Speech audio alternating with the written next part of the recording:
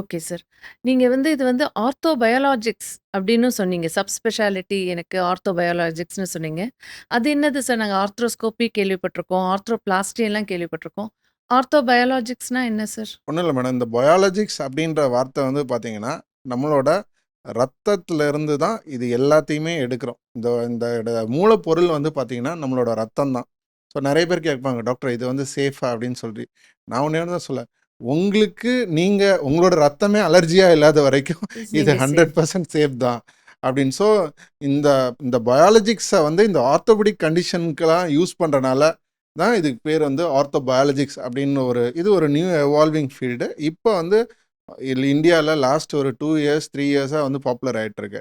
ஆனால் வந்து பார்த்தீங்கன்னா, இது வந்து பார்த்தீங்கன்னா யூஎஸில் வந்து ஒரு 20 வருஷமாகவும், யூரோப்லலாம் ஒரு 30 வருஷமாகவுமே வந்து இது வந்து காமனா யூஸ் ஆல்ரெடி காமனாக யூஸ் பண்ணிட்டு இருக்காங்க. உங்களுக்கே தெரியும், இந்தியா வந்து இஸ் மூவிங் டுவர்ட்ஸ் வெஸ்ட். அங்கே வந்து ஒரு 10 வருஷத்துக்கு முன்னாடி என்ன இருந்துச்சோ அதுதான் இப்போ இங்கே இருக்குது. அங்கே ஒரு ஃபாஸ்ட் ஃபுட் கலாச்சாரம் வந்துச்சு, இப்போ இங்கே ஃபாஸ்ட் ஃபுட் கலாச்சாரம் வந்துருச்சு.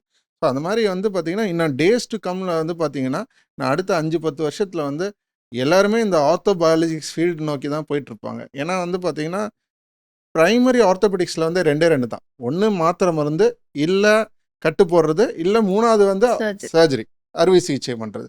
ஸோ இதுக்கு இன்பிட்வீன் ஒரு மினிமலி ஒரு இன்ஜெக்ஷனோட ஒரு நல்ல ரிசல்ட் நம்ம வாழ்வாதாரத்தை மெயின்டைன் பண்ணுறதுக்குன்றதை இந்த ஆர்த்தோ பயாலஜிக்ஸ் ப்ரொவைட் பண்ணுது. அதனால் கூடிய விரைவில் பார்த்தீங்கன்னா, இதுதான் வந்து த டே ஆஃப் த நார்ம் மாதிரி வந்துட போகுது.